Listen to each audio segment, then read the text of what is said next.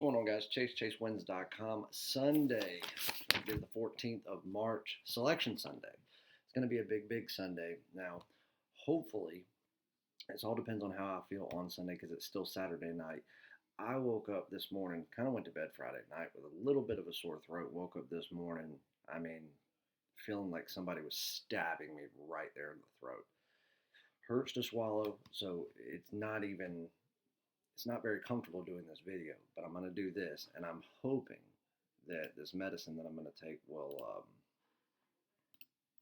work overnight, and that will kind of die off by tomorrow. And if it does, I really would like to go live during the selection ceremony. Now, again, what you need to remember is if you are doing any sort of bets or anything for selection, because I know a lot of these online books are doing with a lot of these bubble teams, wondering if they're going to get in or not. You're making bets on them. Keep in mind, these selections aren't locked until Tuesday. Tuesday at like 6 p.m. is when they lock it. So just be careful with a lot of that. That's why I don't do anything of that nature. But anyway, if I'm feeling better and I can talk without it being extremely painful, I would really like to go live during that. That way, myself, Jerry, and you guys, we can all converse about it, talk about teams that get in that we don't agree with, maybe teams that don't get in that we don't agree with that or do agree, so on and so forth.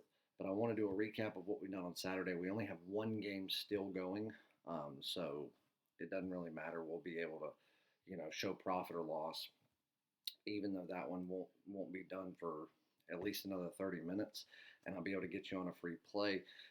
First and foremost, if you are not subscribed to the channel, subscribe and then make sure you hit the notification bell. That way you get a notice every single time we post a free play or we go live or we do anything like that. And then smash the like button for us. You have no idea how much we appreciate it. It makes YouTube push this video even more. That way more people get to see it and take part in all the free plays. Go follow us on Twitter. You can see the Twitter handles in the description of this video. That way, because we post free plays there almost daily. And then make sure you hit the join button, check out the channel memberships, what they include, what they come with, so on and so forth. And that way you can join even more free plays. So then, let's get on to a recap of what we did for. Oh, and congratulations to everybody. We did the $25 3-day pass, had a ton of people sign up. And on day one, everybody, unless they just didn't bet what we put out, has made their money back, turned profit, and everything. So congratulations to everybody that did that. Obviously, by the time this video goes up, it'll be after midnight. The price will have gone back to $50. But one thing we also did run on Saturday that we're going to carry over into Sunday is the horse racing package. It is usually, excuse me, it is usually $1,000 for the year-long horse racing package, and we're doing it for $399. We did it on Saturday. We're rolling it to midnight Sunday night, so you still have time to jump on that. And guys, let me tell you something. The people that had jumped on that, even the people that paid full price, we're only in our second week of it. They've already made their money back and turned profit. The people that bought it today have already made triple what they spent this morning buying the $399 package, and now they've got the rest of the picks for 2021 just locked in. So keep that in mind. You can make your purchase before the horse racing starts shortly after lunch on Sunday, and you will probably have made your investment back before the sun sets on Sunday night. Because keep in mind, it's daylight savings time. Thank God. So anyway, that's what we've got going on. It is NASCAR Sunday. You can get the full official race day card, every head-to-head and race-winning pick for $25. We're doing that for half price this Sunday, and then if we're going to have a great race card. I've already talked to Patrick a couple of times. He's been working on it for the past few days. And then afterwards, depending on how much profit we turn for those that purchase the race day package, we're going to turn around and give those people a little something special and a chance to be able to extend that day. So anyway, let's get on a recap. Florida State, our free play. It did not win. They got beat by Georgia Tech. Now, here's the thing. People say, oh, Georgia Tech outplayed them. And in some regards, yes. And in some regards, no. There was one thing that really made the outcome of this game go different than what it should have gone. And that was turnovers. but it was live ball turnovers. It wasn't travels. It wasn't double dribbles. It wasn't going out of bounds. It wasn't losing, it was live ball. It was steals. And I mean, they had multiple players that were contributing to that. Hell, Georgia Tech's star player had 5 steals, one in the last 4 seconds of the game. I mean, when you are getting a live ball steal in college basketball, that has over an 80% chance of turning into 2 points for the other team because you're dealing with a discombobulated defense. You're playing in front of the defense. They're not going to be able to get set, get their footing right. Again, they're playing behind the offense. So you basically get to get a big head start, multiple players down court, and you usually get a bucket out of it. So that in itself, I think they set an all-time record for live ball steals in the ACC championship game. What was it, like 14 steals or something? 12 of those turned into points. That's 24 points. Now, if you just take half of those away, that's a 12-point differential. That right there could have not only been Florida State winning the game, but covering their 4-point spread, but instead they lost by 5 points. And then I'm gonna have to say something about the refs though. There at the end, there was 9 seconds left. Georgia Tech inbounded the ball. They fouled a second into it, and they let, 5 seconds go off the clock, foul after foul after foul. And it took 2 players colliding into each other and hitting the floor before they would call something. It's like the refs were like, oh, we just want the game to end. And granted, I'm not saying Florida State would have won the game, but they had a chance to force overtime. And the refs really took that away from them. But you got to hand it to Hamilton. He didn't step out on the court. He didn't get pissed off. He knows that as much as that tournament was his, as much as that game was his, you couldn't have lost to a better guy in the head coach of Georgia Tech. You really couldn't have lost to a harder working group of kids. And you couldn't have lost to a more deserving team when it comes to work ethic. But what I think he realizes is that loss may be really good for the NCAA tournament, showing that it doesn't matter how much better you are than a team. Anything can happen on any given night. And if you don't take it seriously and you don't play all 40 minutes and you don't do your job front and back, side to side, you will get beat. This is Division I college basketball. This is not fucking, 16U AAU ball. This is the real deal. These are guys going to the league next year. These are guys that are playing at the epitome of what you can play in non-professional athletics. So you got to do your job. And I think that that'll be good. I think that right there bought Florida State one more advance in that tournament. If they were going to get eliminated in the Sweet 16, this advanced them onto the Elite Eight, this loss. And it's just because of the mindset that they're not going to forget what just happened. So we lost that game. -4 at -$1.10. But here's why I say that profit is the most important thing. We only had one other NCAA college basketball play today, and it was Grand Canyon. They were catching 2.5, 3 points, but we took them on the money line, plus $1.15. So you flat bet both plays, and even though it's very minimal profit, we went 1-1, but we still turn profit. You laid $1.10, you lost the game, but the next game you win plus $1.15. Flat bet them the exact same amount. Boom, you turn a little bit of profit. You lost nothing, you gained something. That's what we mean. It's not all about your win-loss record. It's always about the profit that you turn. Now, we only have one NBA play. That's the play that is still going. But even if we lose that game, we're going to turn profit today. Because in the NHL, we had 3 plays. And we went 2-1 there. We had the Islanders and the New Jersey Devils under 6. We laid $1.45 to get that because it was when the line opened and when we released it, it was sitting at 5.5. But everybody was favoring the over. So we got a really good buy-in to get it up a point, take it at $1.45 and go under. A nice win there. We did take the Leafs in regulation minus $1.25. It was 2-2 going into the third, and they allowed 3 goals. 3 unanswered goals in the third period. So they got what was a game that was a lot closer than the score will project you. We did lose that one. But then we have the Lightning on the puck line, minus 1.5 goals at minus $1.20 that we won. So we're 2-1 day in the NHL, more profit turned. Then we get into horse racing. Now, we released 2 free plays, one at Gulfstream Park, one at Los Alamitos today on Twitter for absolutely free. We cashed both of those. One was an outright to-win pick at plus 250. Easy win there. Um, we had a show wager at Gulfstream Park. That horse actually ended up winning outright as well, so you would have gotten paid more. And then we get into the premium picks that only the clients got. Gulfstream Park Race 9. Horse number 8, Fly Like an Eagle. We hedged it with One River Valley. Fly Like an Eagle was plus 250. They ended up winning the race. So that's what we do. Sometimes you bet two horses, you hedge them, you put the same amount on them.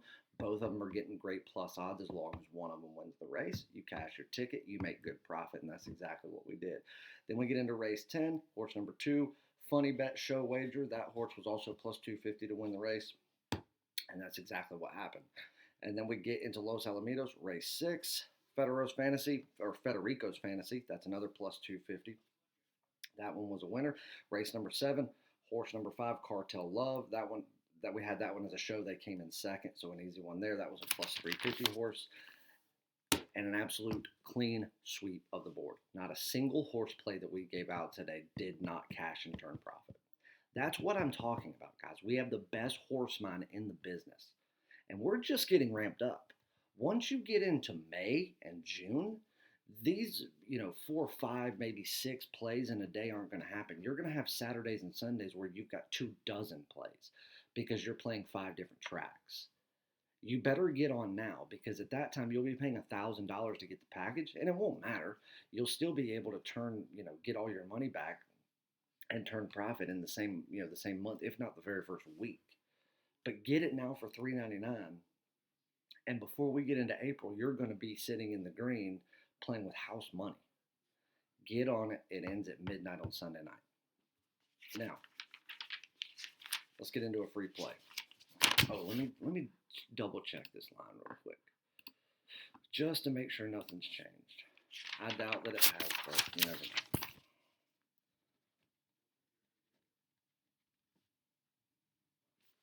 Now, Jerry, he has a soccer play locked in. It goes early Sunday morning, so make sure you do it. Make sure you move your clocks back or set them forward, I guess you should say, because we're going to spring forward, and I could not be happier to lose an hour of sleep.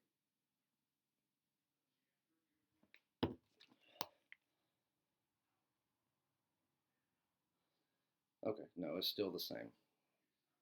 All right, so Carolina Hurricanes, Detroit Red Wings. This one's pretty simple. Carolina's minus 235 on the money line, minus $1.45 in regulation.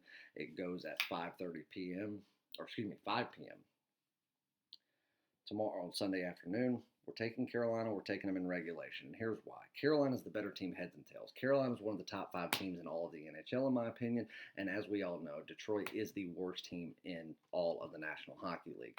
But you would say, I think where we're getting just a little bit of value here is because I think this is a little bit of an overreaction to the fact that they played Tampa Bay, who is the best team in hockey, at least in my opinion they are. They played them great for 2 straight games. They damn near beat them in game 1, ended up just barely losing 4-3, and then trouncing them in game 2.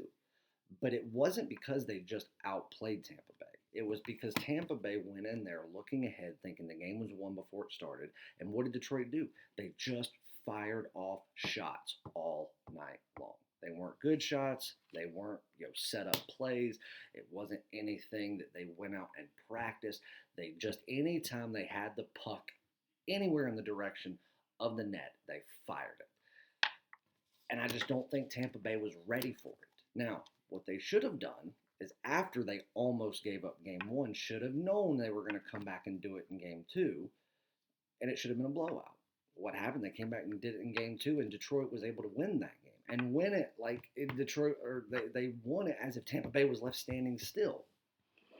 So don't think that Carolina, especially that, who is one of the best coaches in the league. I think Tampa Bay has the best coach. But I just don't know. I don't see a world where Carolina did it like in their team meetings and their skate arounds leading up to this Detroit series on the road in Hockeytown, making them watch this and say, look at what Detroit's doing. They're doing the most fundamental pee-wee hockey. Shoot as many shots on goal as you can and hope that the goalie can't stop them all. Because in the National Hockey League, you play some mediocre defense and you get a few shots, you can win any game. Carolina has one of the best defenses in all of the NHL, especially when it comes to letting their left wing, their right wing, their defensemen come in and help play in front of the goal. Their goalie's in. Now, another thing is that Dylan Larkin, he's still day to day. From what I read earlier today, it's not looking good that he's going to play. They're going to need Dylan Larkin in this game. He is the captain of that team. He is the leader of that team. He is the most talented player on the ice when he is there, especially when it comes to playing teams within your own, eastern side of the country. I'm telling you right now, without Dylan Larkin, they were to lead the charge and set these guys up to get better shots on goal. Carolina's defense is ready for it. Carolina, go and look at all the numbers. They have actually blocked more shots on goal than anybody in the National Hockey League this year. They have had more shots on goal taken on them than any other team, and this is by a substantial margin. So they are very used to having shots just fired at them, one after the other, after the other, after the other. So it's nothing for them to come in and have a team that's had 30 shots on goals by the time they hit 17 or 18. But the difference is they'll have 20 with 2 goals. The other team will have 30 with no goals. I don't see a world where Carolina isn't very self-aware of what just happened twice in a row with Tampa Bay and Detroit, and knowing that the very same thing could happen to them if they don't come out and be ready to play against that. Because if Detroit doesn't play that, they don't have a snowball's chance in hell of making this game even competitive. If they go out with that same MO and that same game plan, they're going to make this game interesting, at least for a period to a period and a half. But once we get down to the nitty-gritty, once we get down to people skating on tired legs, it's going to come down to talent, experience, and defense. And Carolina trumps them in every single category. Carolina has a team that could win the Stanley Cup Finals. They have a coach that could lead them there. And I'll tell you this right now, even though I do not think they are on the same level as Tampa Bay, if Tampa Bay goes into the playoffs with the same attitude they just went into that 2-game series against Detroit, they will not win the Stanley Cup back-to-back years. They most certainly won't even make it to the Stanley Cup Finals. And you will see a team like Carolina win it all. So I'm going to take Carolina. I'm going to take them in regulation with ease. That is a premium play. I'll be honest with you. If you want to put more on it, you can. I love the game. Carolina Hurricanes in regulation over the Detroit Red Wings. That's your free play. Go get on the horse racing package. Save yourself $600 today. Jump on Patrick's NASCAR package, his day pass. And I'll tell you what, with the money that you make off of the race, I'll send you a coupon code to get 50% off for the rest of the season if you like.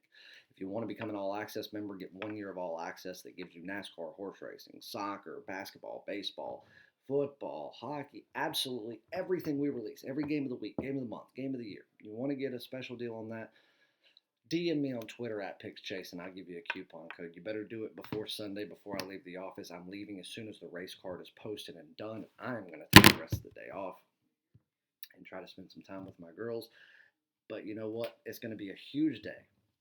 2 huge days in a row. We're going to finish out the weekend like that. Congrats to everybody that's joined us. If you want to take us for a test drive, jump on a 3-day pass, 7-day pass, whatever you want to do. You'll get horses with that. But keep in mind, if you wait, come midnight, you won't get that deal on the horse racing package. So jump on. It gives you every pick we're going to release, premium and top play in horse racing for all of 2021. And for all those that decide to do it, I'll see you guys in the winner's circle. See ya.